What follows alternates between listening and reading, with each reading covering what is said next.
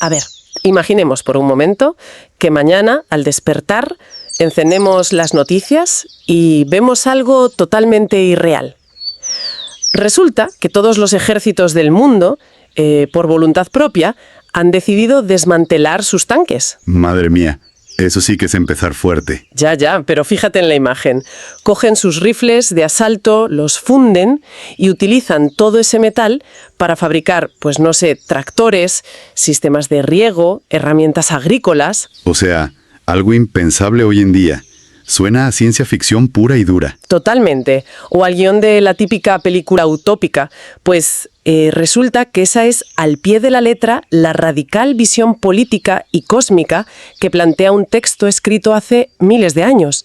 Y no lo plantea como un cuento de hadas para escapar de la realidad, sino como el destino final e inevitable de la humanidad. Y fíjate, lo más intrigante de todo esto es cómo esa visión tan antigua se está utilizando hoy en pleno siglo XXI para intentar dar sentido a todo este caos moderno en el que vivimos. Exacto. Y por eso hoy estamos aquí encantada de saludaros en un nuevo análisis a fondo. El documento que tenemos sobre la mesa para esta inmersión es fascinante. Es un texto escrito por el pastor Joshua, titulado Uno más alto. Un título muy sugerente, por cierto. Mucho. Lo que hace el autor en este texto es construir una reflexión teológica súper meticulosa basada en unas profecías antiguas.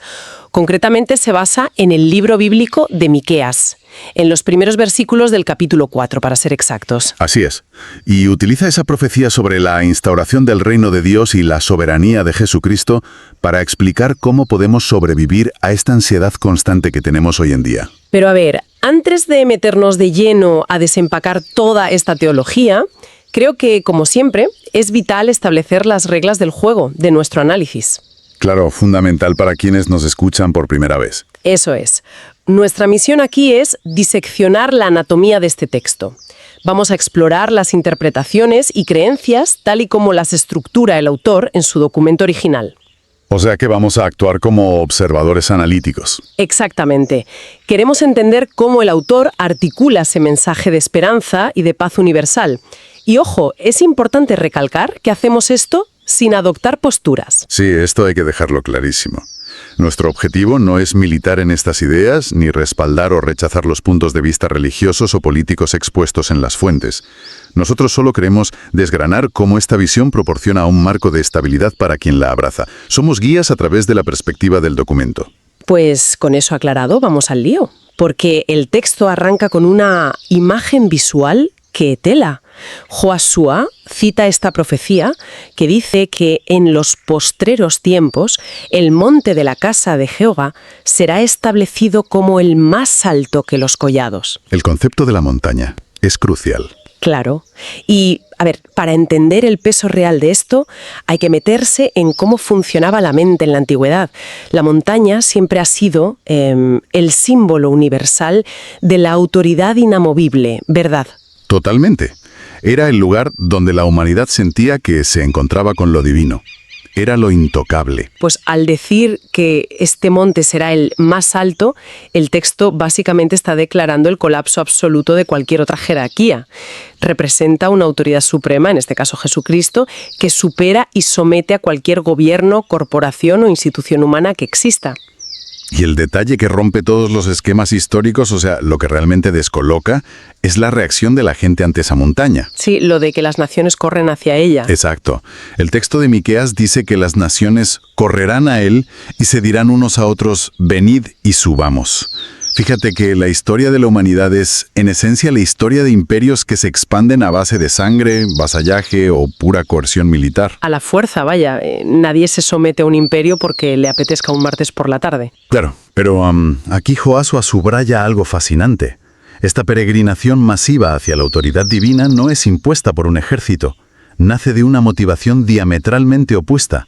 Nace del agotamiento sistémico. ¡Ostras! ¡Qué concepto más interesante! El agotamiento de probarlo todo y que nada funcione. Eso es. Las naciones deciden subir a ese monte espiritual, buscando aprender sus caminos, porque el poder terrenal ha demostrado ser un fracaso rotundo a la hora de proporcionar una paz real. Ya, es como un anhelo genuino, no una obligación. Exactamente. Y hay un componente psicológico brutal aquí. La sumisión ocurre porque la humanidad llega a un punto de quiebre. Admiten que sus métodos políticos han fracasado y buscan una guía basada en la revelación divina, no en la política. A ver, esto me hace pensar en una analogía bastante mundana, pero creo que encaja perfecto.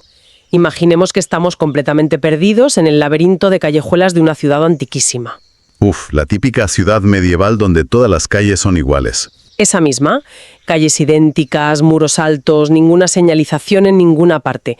La desorientación te genera una angustia que te paraliza. ¿Y cuál es el instinto primario de cualquiera en esa situación? Pues buscar un punto de referencia. Exacto. Buscas el edificio más alto, buscas la aguja de una catedral o una torre que sobresalga en el horizonte y, ojo, no lo haces porque quieras ir a rezar necesariamente, sino porque esa cumbre inamovible te sirve como eje de coordenadas. Te devuelve la orientación en medio del caos. A Jesucristo exactamente así. Como ese único eje de coordenadas fiable cuando todas las instituciones y los montes modernos, digamos, se desmoronan. Es una comparación excelente. Pero el autor va un paso más allá de esa simple orientación geográfica o existencial que comentas. Él argumenta que llegar a ese monte implica la instauración de un orden completamente nuevo. Vale, aquí es donde entramos en lo que la teología llama el milenio, ¿no? Eso es, el reino milenario. Joshua desgrana una cronología muy específica en el texto. Habla de que tras eventos muy dramáticos como el arrebatamiento de la iglesia y un periodo de angustia global, Cristo desciende físicamente para instaurar su gobierno terrenal. O sea, un reinado físico aquí en la tierra. Exacto. No es una metáfora de irse al cielo, ni un estado mental de paz interior. El texto lo presenta como una teocracia global tangible. Y este reinado milenario, según el autor, traerá una justicia perfecta y una restauración total. Y aquí es donde el texto se vuelve muy visual. Habla de abolir la guerra por completo. Esa imagen de espadas martilladas para convertirse en azadones y las lanzas en hoces. Que es una abolición absoluta del oficio militar. Absoluta. Y luego además altera el orden natural. Dice que el lobo pastará junto al cordero y que cada persona podrá sentarse bajo su vid y su higuera sin temor a ser amedrentada por nadie. Fíjate que lo de sentarse bajo su vid y su higuera en el antiguo Medio Oriente era el símbolo definitivo de la máxima seguridad económica y personal. Era tener la vida resuelta y segura. Claro, significa la erradicación total del miedo. No hay ejércitos, invasores que te roben la cosecha, no hay sistemas corruptos, no hay inflación que valga. Es autonomía sostenida por una paz absoluta. Pero, a ver, yo me pongo en la piel de una mente moderna leyendo esto. Es súper fácil descartarlo como, no sé, una utopía poética inalcanzable. Lobos comiendo con corderos, industrias armamentísticas desmantelándose voluntariamente. Suena a pensamiento mágico desde nuestra perspectiva actual, desde luego. Totalmente. Entonces, ¿cómo fundamenta el autor que esto es una realidad tangible y no solo una metáfora muy bonita para sentirnos mejor? Pues lo fundamenta en la figura de Jesús como el príncipe de paz. El autor explica el porqué detrás de todo esto basándose en la justicia. Joshua cita el Evangelio de Mateo, el capítulo 25, para explicar que Cristo juzgará a las naciones con sabiduría eterna. Vale. Entonces hay un componente de juicio previo. Es que ese es el engranaje central. La justicia perfecta tiene que anteceder obligatoriamente a la paz.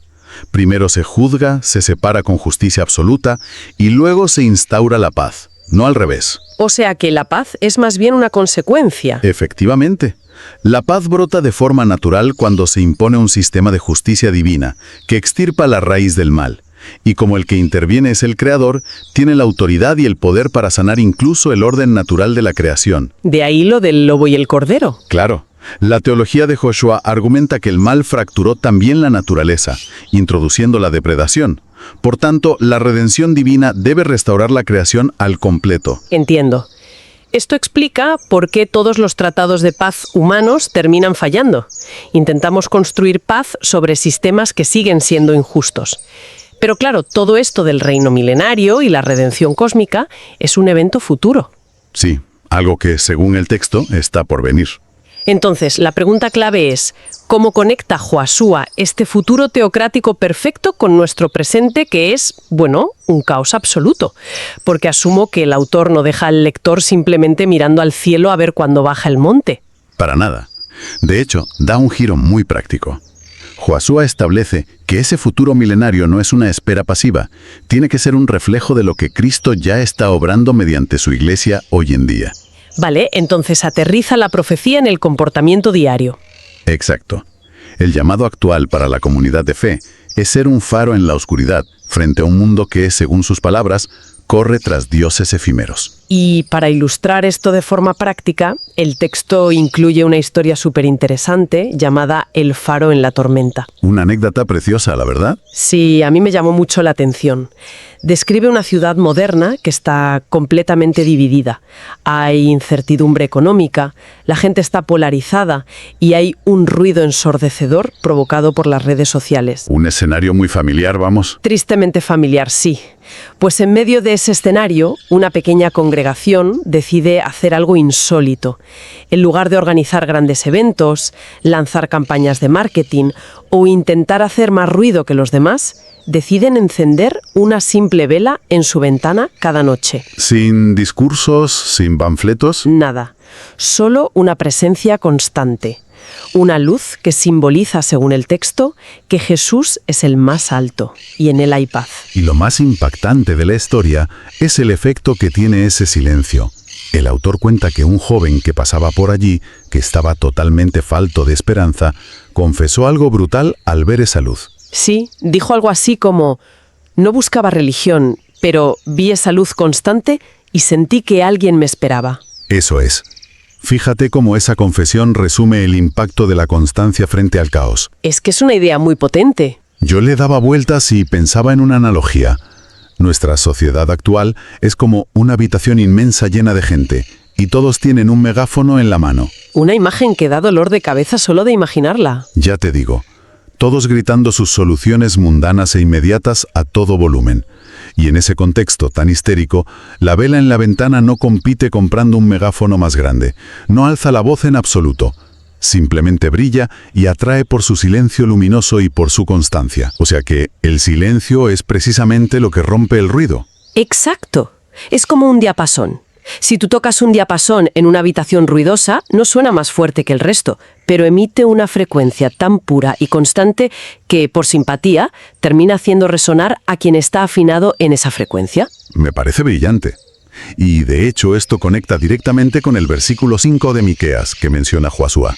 El texto señala que, aunque todos los pueblos andan en el nombre de sus respectivos dioses, la fidelidad real se demuestra andando en el nombre de Dios eternamente y para siempre. O sea, una constancia a largo plazo. Exacto. El autor define la fidelidad no como un momento emocional súper intenso y aislado, sino como una marcha constante hacia ese punto más alto, ofreciendo siempre gracia a lo perdido, a pesar del ruido que hay alrededor. Pero, a ver, siendo realistas, mantener esa marcha constante en un mundo lleno de injusticias y de cinismo tiene que ser agotador. Yo creo que ver cómo esos dioses efímeros parecen triunfar constantemente desanima a cualquiera. Y el autor es muy consciente de ello. Por eso plantea un recordatorio sobre quién tiene la autoridad final para evitar la frustración. Ah, claro, la referencia que hace al libro de Eclesiastés. Sí, Eclesiastés capítulo 5, versículo 8. Es un pasaje bastante crudo. Advierte que no debemos escandalizarnos ni maravillarnos si vemos la opresión de los pobres y la perversión sistemática del derecho en las provincias. Que ya es triste que hace miles de años escribieran eso y sigamos exactamente igual. La naturaleza humana no cambia, pero el texto añade una garantía. Dice que no nos frustremos porque sobre el alto vigila otro más alto. Josué identifica a ese más alto definitivo con Jesús. Afirma que su resurrección es el sello que garantiza que la injusticia no tendrá la última palabra. Es como saber que hay una auditoría final garantizada. Exactamente. Saber que hay una autoridad suprema supervisando da la resiliencia necesaria para seguir manteniendo esa vela encendida a pesar de la opresión. Vale. Y llegamos a la parte donde el texto nos interpela directamente a nosotros. Porque después de toda esta teoría, Josué lanza dos preguntas de introspección personal que tela marinera. Son muy incisivas. Son el núcleo de la aplicación personal del texto, sin duda. La primera pregunta es: en mi caminar diario, ¿hacia qué montes corro cuando enfrento miedo, confusión o vacío? ¿Corro hacia las soluciones inmediatas del mundo o busco la presencia estable de Jesucristo, el más alto? Una pregunta que actúa como un escáner de nuestras dependencias reales. Es fácil decir que uno confía en esa montaña más alta cuando hay calma, pero el miedo siempre revela dónde tienes puesto realmente tu sentido de seguridad. Ya, y la segunda pregunta escuece todavía más. Fíjate, dice, si mi vida es faro para otros, ¿qué luz proyecta? ¿Mis propias opiniones? ¿O la certeza de que solo en Jesús hay paz verdadera, justicia eterna y esperanza que no defrauda? Uf, esa da directamente en la línea de flotación del orgullo moderno. Es que es incomodísima, pero súper necesaria. Es peligrosamente fácil creer que estás iluminando a otros, que eres un faro de sabiduría, cuando en realidad lo único que estás haciendo es proyectar el sesgo de tus propias opiniones personales o quejas políticas disfrazadas de luz. Y cuando proyectas tus opiniones en lugar de gracia, en lugar de atraer como la vela silenciosa, repeles a la gente. Totalmente.